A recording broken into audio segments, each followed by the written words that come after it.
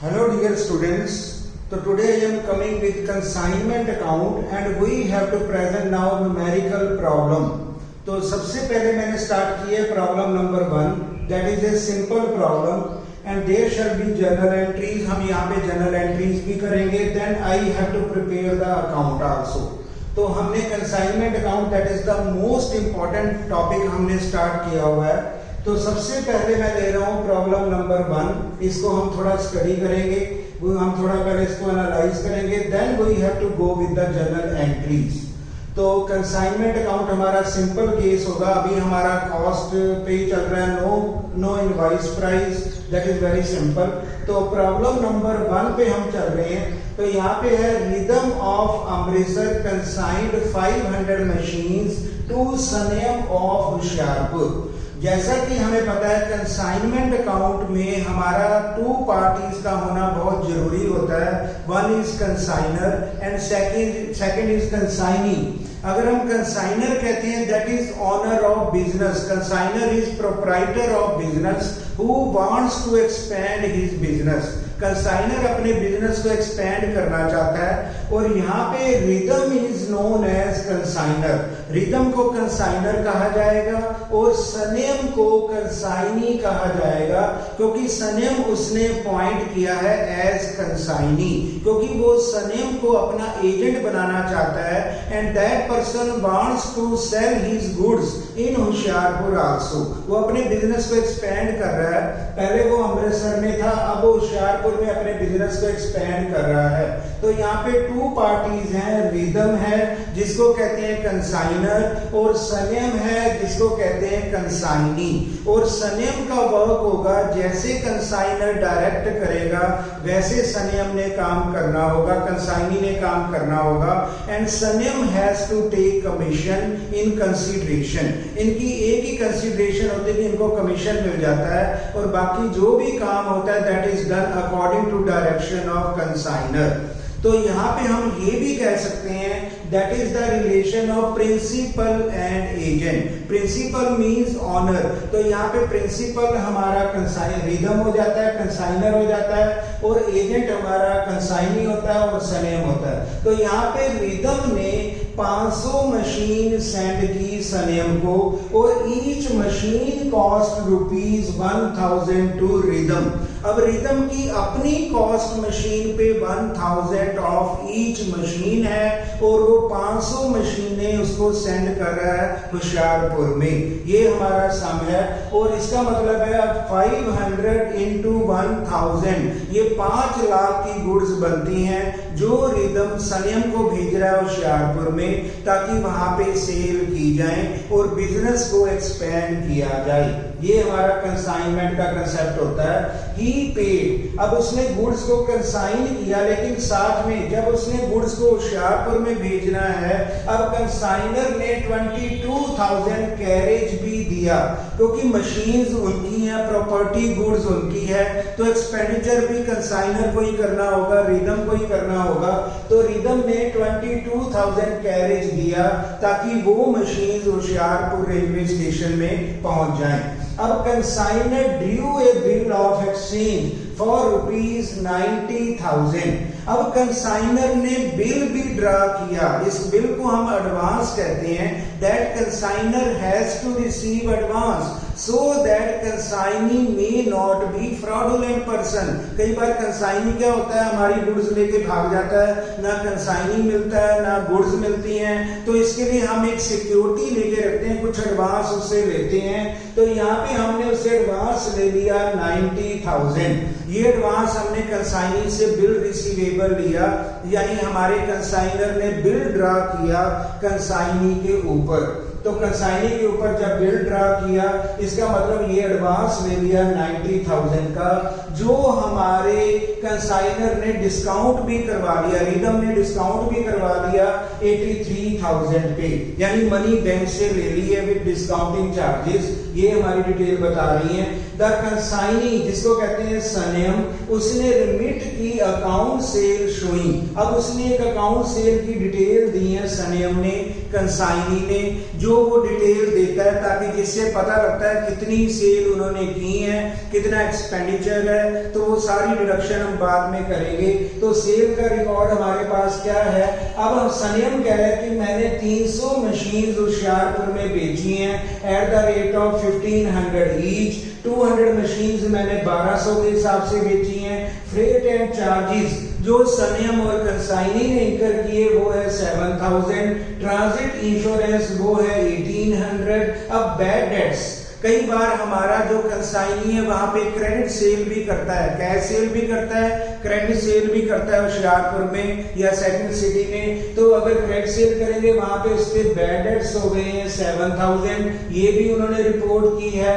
अब कमीशन कितना देना है हमारे कंसाइनर ने कंसाइनी को, इनका रेट लिखा है 10% ऑफ सेल। अब 10% of sale including del creditor commission. तो यहाँ पे हमारे स्टूडेंट ने ध्यान देना है, जहां पे डेल क्रेडिटर वर्ड आ जाए, जितने भी बैड डेट होंगे हमारे कंसाइनर की कोई भी लायबिलिटी नहीं होगी, क्योंकि हमने उसको डेल क्रेडिटर कमीशन दे दिया है। तो एग्जामिनेशन में जब भी डेल क्रेडिटर का वर्ड आएगा, it means that will be relative to the bad debts, वो हमारे बैड डेट के ट्रांजैक्शन के रिलेटिंग होंगे। अगर हमने डेल क्रेडिटर नहीं दिया होता कमीशन, तो ये बैड डेट्स रिदम यानी कंसाइनर का लॉस होता, वो कंसाइनमेंट अकाउंट में डेबिट में आना था। लेकिन अब हमने इंक्लूडिंग यानी 10% में डेल क्रेडिटर कमीशन भी मिला हुआ है, इंक्लूड है, ये पेपर में अगर मेंशन है, इसका मतलब जो भी बैड डेट की ट्रांजैक्शन होगी दैट विल बी इग्नोर्ड। ये बियर कौन करेगा, ये बियर करेगा कंसाइनी, क्योंकि इसने डेल क्रेडिटर कमीशन ले लिया है। अब जो भी बैड डेट्स वहां पे होंगे that is not liability of consignor, that will not liability of Rhythm, that will be only liability of Sanyam, that is consignee. ये हमें नोट करना है। तो ये हमारे पास सम है, तो हमें इसकी जर्नल एंट्रीज भी रिकॉर्ड करनी और अकाउंट्स भी बनाने हैं in the books of consignor. तो यहाँ पे मैं नंबर 1 प्रॉब्लम न्यूमेरिकल में मैं जर्नल एंट्रीज भी करना चाहता हूँ, ताकि हमारे स्टूडेंट को कंसाइनमेंट अकाउंट क्लियर हो जाए, और उसके बाद हम अकाउंट भी बनाएंगे। तो अब हमने इसका सोल्यूशन किया बुक्स ऑफ रिदम, और ये होगा कंसाइनर की बुक्स में क्या एंट्री होगी। तो सबसे पहले एंट्री बनती कि उन्होंने 500 मशीन सेंड की, जिसकी ईच कॉस्ट है 1000। तो हमें इसको मल्टीप्लाई करना होगा 500 इंटू 1000। ये हमारी गुड्स बनती हैं 5 lakh, that is remitted by Rhythm to Sanyam. ये हमारा सम है, न्यूमेरिकल प्रॉब्लम है। तो नंबर 1 एंट्री, यहाँ पे कोई भी डेट गिवन नहीं है, तो no need of putting the date, हमें डेट पोस्ट करने की कोई भी जरूरत नहीं है। We have to only mention with serial number 1। यहाँ पे नंबर 1 सीरियल डाल के हम एंट्री करते हैं बुक्स ऑफ रिदम। तो ये एंट्री बनेगी consignment account debited to goods and on consignment. पहली एंट्री बनती है कि मालिक ने, कंसाइनर ने गुड्स को कंसाइन किया। अब कंसाइनमेंट हम इसलिए डेबिट करें क्योंकि हमारा बिजनेस है, कंसाइनमेंट अकाउंट है, वो प्रमोट हो रहा है, बढ़ रहा है, उस पर एक्सपेंडिचर आ रहे हैं। तो हमारी एंट्री बनेगी consignment account debited to goods and on consignment. Goods are going out from business, इसलिए हमने गुड्स को क्रेडिट किया, credit good what goes out, ये रियल अकाउंट का रूल है। तो हमने एंट्री बनाई consignment account debited to goods and on consignment. अब गुड्स कंसाइनर से बाहर जा रही हैं, रिदम से बाहर जा रही हैं, इसका मतलब गुड्स को हमने क्रेडिट कर दिया और कंसाइनमेंट अकाउंट को हमने डेबिट कर दिया। तो पहली एंट्री बनती है consignment to goods and on consignment. Relation हमने लिख दिया being goods and on consignment, ये बनेंगे 5 लाख, ये हमने मल्टीप्लाई कर दिया। उसके बाद जैसे ही गुड्स सेंड की हैं, अब गुड्स ने अपने आप तो ट्रेवल करना नहीं है, उसके लिए कंसाइनर को एक्सपेंडिचर बुकिंग वगैरह करना होगा, उनको स्टोरेज करना होगा, उनका इंश्योरेंस करवाना होगा ट्रेन में। तो यहाँ पे हमारे कंसाइनर ने ही 22,000 कैरेज और अदर चार्जेस पे किए। तो यहाँ पे कंसाइनर का ही खर्चा होगा, क्योंकि प्रॉपर्टी भी उसकी है, गुड्स भी उसकी है, प्रॉफिट और लॉस भी उसका है। तो यहाँ पे सेकंड एंट्री अब हमने नंबर 2 सीरियल में डाला। पहले हम गुड्स को कंसाइन करते हैं, सेकंड सीरियल में एक स्टूडेंट के माइंड में ये आ जाना चाहिए कि सेकंड एंट्री जरूर एक्सपेंडिचर की होगी जो कंसाइनर ने पे करनी है, क्योंकि गुड्स अपने आप चलेगी नहीं, गुड्स को भेजना पड़ेगा, उसके लिए एक्सपेंडिचर इंकर करना पड़ेगा। तो यहाँ पे सेकंड एंट्री होगी कंसाइनमेंट। जब भी कंसाइनर कोई भी एक्सपेंडिचर इंकर कर रहा है तो फिर हमें करना होगा consignment account debited to cash और बैंक। अब एक्सपेंडिचर इंकर किया कंसाइनर ने 22,000 कैश और बैंक अपनी पॉकेट से पे किया, क्योंकि हमने गुड्स को भेजना है। These cash is going out, जो कैश पॉकेट से जा रहा है, बिजनेस से जा रहा है, इसका मतलब cash is going out in the form of expenditure. तो being expenses incurred by consignor, तो सेकंड एंट्री बनेगी कंसाइनमेंट, बिजनेस हमारा ओवरहेड हो गया, टू कैश, कैश मैंने एक्सपेंडिचर बिजनेस से जा रहे हैं, 22,000 कंसाइनर ने पे किया, ये कंसाइनर की बुक्स में एंट्री होगी। अब थर्ड एंट्री जैसे आ रही है, अब गुड्स को सेंड करने के साथ उसने बिल रिसीवेबल भी ड्रा किया। किसपे किया? सनियम पे किया, कंसाइनी पे किया एज 90,000, ताकि वो भाग ना जाए, पहले उससे हमने एडवांस ले लिया। जब हमने बिल रिसीवेबल लिया, ड्रा किया, तो इसकी एंट्री होगी bill receivable account debited to Sanyam, ये बनेगी 90,000। अब हमने बिल ड्रा किया बुक्स ऑफ रिदम, तो ये एंट्री होगी bill receivable account debited to Sanyam 90,000। अब बिल को उसने डिस्काउंट भी करवा लिया, यानी मनी बैंक से जल्दी ले ली ताकि सिक्योरिटी रहे, वो डिसऑनर ना हो, तो उसने सिक्योरिटी के तौर पे उसको जल्दी डिस्काउंट कराया ताकि मनी मैं ले लूं, ताकि मेरा कंसाइनी भाग ना जाए। तो इसके लिए अब डिस्काउंटिंग ऑफ बिल की एंट्री होगी bank account debited 83,000, discount account debited 7,000 to BR, जिसको हम कहते हैं डिस्काउंटिंग ऑफ बिल। जब भी बिल डिस्काउंट कराते हैं बैंक में मनी आ जाती है, डिस्काउंट हमारा नॉमिनल अकाउंट डेबिट हो जाता है, and BR is going out with bank, यानी बीआर को हमने क्रेडिट कर दिया जो हमें ट्रांजैक्शन पता है डिस्काउंटिंग ऑफ बिल में। तो यहाँ पे 90,000 का बिल बैंक में चला गया, 83,000 उसको मिल गए, 7,000 डिस्काउंटिंग चार्जेस उसके डिडक्ट हो गए। अब हमारे कंसाइनी सनियम ने रिपोर्ट दी है कि मैंने 500 जो आपने मशीन दी थी सारी मशीन को सेल कर दिया, उनका प्राइस अलग अलग दिया है। तो 300 मशीन बेची है 1500 ईच के हिसाब से, 200 मशीन हमने बेची है 1200 ईच के हिसाब से। अगर हम मल्टीप्लाई करें 300 इंटू 1500 तो ये बनेगा 4,50,000, 200 इंटू 1200 ये बनेगा 2,40,000। अगर दोनों को प्लस किया जाए तो ये सेल हमारा सनियम कर रहा है, जो उसने अकाउंट सेल में अपना डाटा इंफॉर्मेशन दे दी है। तो इसका मतलब है ये सेल की एंट्री होगी। जब कंसाइनमेंट में सेल की एंट्री होती है तो कंसाइनमेंट अकाउंट क्रेडिट हो जाता है और डेटर कौन बन जाता है? कंसाइनी, क्योंकि कंसाइनी होशियारपुर में है, यानी यहाँ इस केस में सनियम होशियारपुर में है, तो हमें उससे मनी लेनी है। तो यहाँ पे हमें कितनी लेनी है? 4,50,000 प्लस 2,40,000। ये मनी किसकी होगी? ये कंसाइनर की बिलोंग करती, कंसाइनर का राइट है। अब उसने कंसाइनी को अपना डेटर बनाया और कंसाइनमेंट को क्रेडिट कर दिया, क्योंकि now sales are going out, अब सेल हो रही है। तो यहाँ पे एंट्री बनेगी सनियम अकाउंट डेबिटेड टू कंसाइनमेंट। जब भी सेल होगी तो कंसाइनमेंट क्रेडिट हो जाएगा और इसका अमाउंट होगा 6,90,000। तो ये हमने ट्रांजैक्शन कर दिया 6,90,000।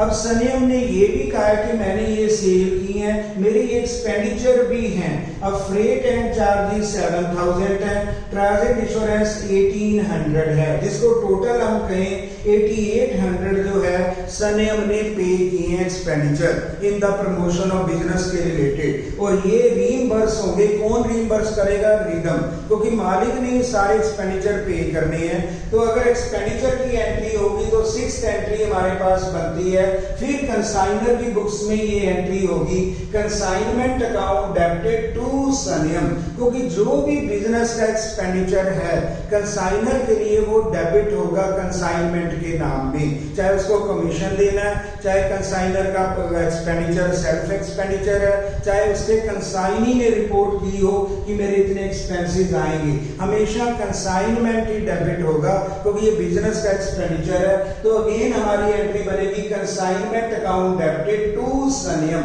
अब ये सनियम को उसने देनी है जो सनियम ने इंकर किए हैं, तो सनियम को अब हमने क्रेडिटर बना लिया क्योंकि ये सनियम को हमें पेएबल करने होंगे। तो ये एंट्री बनती कंसाइनमेंट टू सनियम 8800।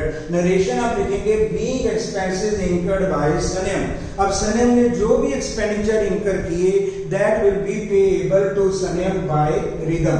उसके बाद एक एंट्री मैंने ट्रांजैक्शन अपनी तरफ से डाला है दैट इज बैड डेट, ये गिवन है 7000 और उसके बाद है कमीशन 10% ऑफ सेल इन सनियम ने इंक्लूडिंग डेल क्रेडिटर कमीशन।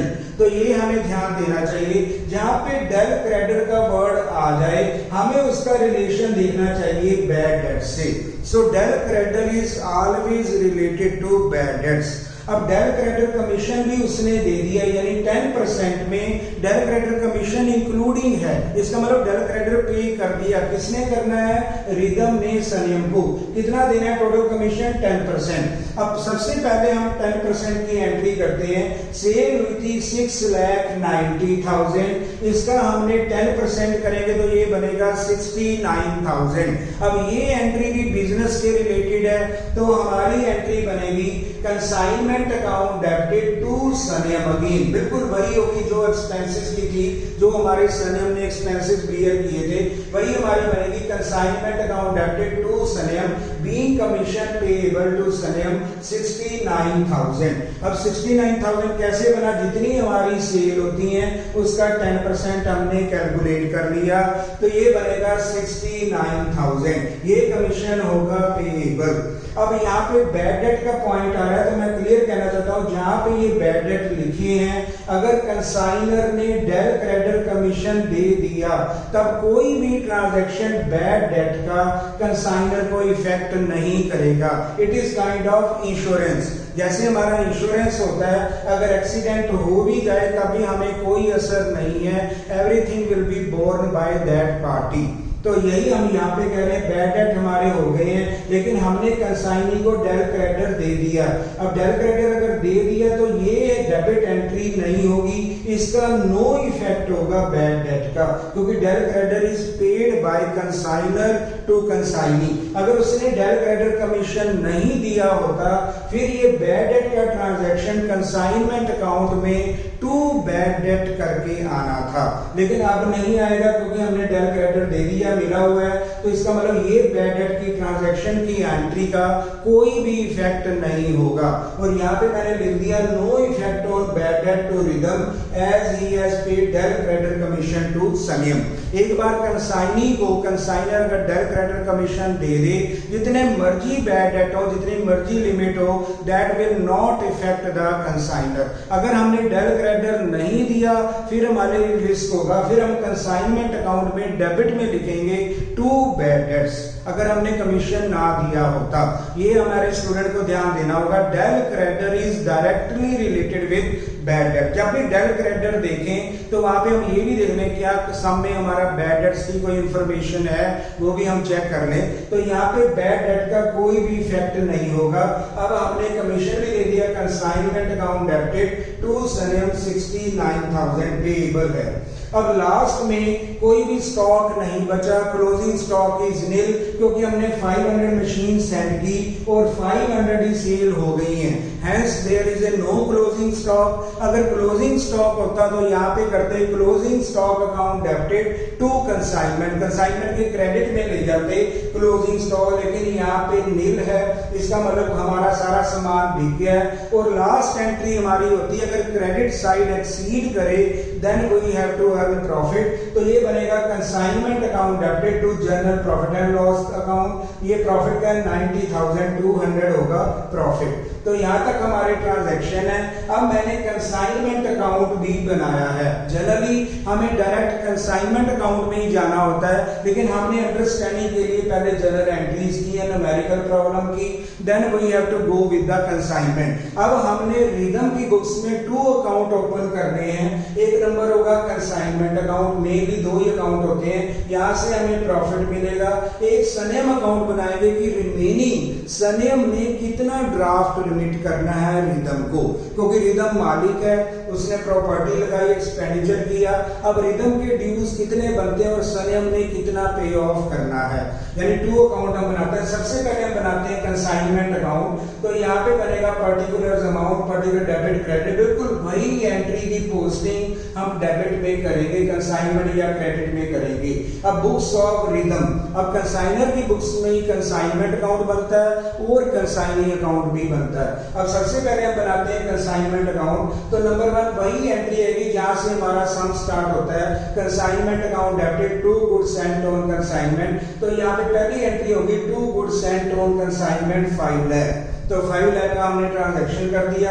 उसके बाद है कंसाइनमेंट टू कैश, जो रिदम ने अपनी पॉकेट से बिजनेस एक्सपेंडिचर पे किए थे गुड्स को भेजने के लिए, वो सेकंड एंट्री होगी। तो यहाँ पे होगा consignment account debited to cash, bracket में हमने लिख दिया एक्सपेंसेस 22,000। उसके बाद हमारी थर्ड एंट्री है बीआर अकाउंट डेबिटेड टू सनेम। इसमें कोई कंसाइनमेंट का नाम नहीं आ रहा, छोड़ दिया, इसमें भी कोई कंसाइनमेंट का ट्रांजैक्शन नहीं है। उसके बाद हमने लिया सनेम अकाउंट डेबिटेड टू कंसाइनमेंट, ये सेल की एंट्री है, जो हमने सनेम से मनी लेनी है 6,90,000। तो यहाँ पे हम करेंगे बाय सनेम, इसकी पोस्टिंग होगी कंसाइनमेंट के क्रेडिट में, ब्रैकेट में हमने सेल लिखा 6,90,000। उसके बाद consignment account debited to Sanyam, expenses incurred by Sanyam, जो कंसाइनी ने एक्सपेंडिचर इंकर किए 8800, इसका मतलब कंसाइनमेंट में डेबिट होगा, टू सनेम एक्सपेंसेस आएंगे 8800। उसके बाद सनेम को कमीशन भी देना है, 10% हमने लगाया था 69,000, जिसमें डायरेक्ट क्रेडिट मिला हुआ है। तो यहाँ पे फिर होगा consignment account debited to Sanyam commission 69,000। अब हमारा सारा काम हो गया, प्रॉफिट हमारा क्लोजिंग स्टॉक नील है, एवरी एंट्री इज देयर, और लास्ट एंट्री जो बनेगी that will be our balancing figure, यानी क्रेडिट हमारी एक्सीड कर रही है, ये हम माइनस करेंगे, तो 90,200 का प्रॉफिट होगा।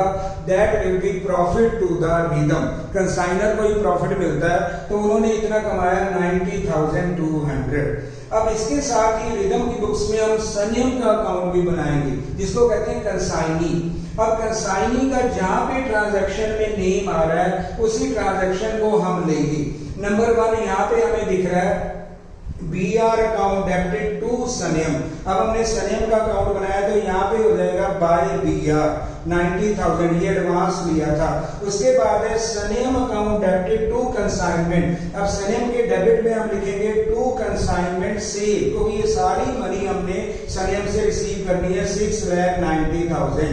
उसके बाद आ रहा है consignment to Sanyam, expenditure payable to Sanyam, कितने देने हमने 8800, ये क्रेडिट में हो जाएंगे बाय कंसाइनमेंट, हमारा होगा 8800 एक्सपेंसेस। सिमिलरली हमने कमीशन भी देना है 69,000, तो ये भी हम करेंगे बाय कंसाइनमेंट के नाम में 69,000। तो कहने का मतलब टोटल अमाउंट सेल जो डेबिट होगा कंसाइनी के अकाउंट में, और 3 जो ट्रांजैक्शन है वो जनरली क्रेडिट हो जाएंगे। एक होगा एडवांस का ट्रांजैक्शन, एक कमीशन का ट्रांजैक्शन, एक एक्सपेंसेस का ट्रांजैक्शन जो हमारे कंसाइनी ने बियर किए। 3 ट्रांजैक्शन को अगर हम माइनस करते हैं, रिमेनिंग ट्रांजैक्शन होगा refund paid by Sanyam to rhythm. अब कंसाइनी लास्ट चेक कितने का रिमिट करेगा, हमारा आंसर बनेगा 5,22,200। हमने टोटल सेल अमाउंट में 3 डिडक्शन की, तो हमारा अमाउंट बनता है 5,22,200। This amount shall be refunded by Sanyam to Rhythm. Final check उसको पे कर देगा, सर मैंने इतनी सेल की, मैंने इतनी डिडक्शन अपनी कर दी है, रिमेनिंग चेक आपको मैं सेंड कर रहा हूं, that is your final amount. तो इस तरह हमारा जो कंसाइनमेंट का बिजनेस है दैट इज एंडेड। तो जब बिजनेस एंड हो जाता है तब हम नया बिजनेस स्टार्ट करते हैं। There is a no particular time, जितनी जल्दी सेल होगी, यहाँ पे कोई डेट का इतना मेंशनिंग नहीं है। दैट मे बी 1 ईयर में हम 6 अपने अकाउंट्स भी बना सकते हैं, 1 ईयर में हमारे 2 ट्रांजैक्शन भी हो सकते हैं। जितना जल्दी हमारा कंसाइनी सेल करेगा, बिजनेस प्रमोट करेगा, उसी हिसाब से हमारी कंसाइनमेंट अकाउंट बनेंगे। तो that is my number 1 example. तो ऐसे मैं न्यूमेरिकल प्रॉब्लम कई यहाँ पे सॉल्व करना चाहता हूँ। अभी हमारे पास क्लोजिंग स्टॉक की वैल्यूएशन नहीं आई है, धीरे हमें क्लोजिंग स्टॉक करने पड़ेंगे, अलग अलग स्टेप करने पड़ेंगे। In this way we can solve our numerical problem. Thank you very much.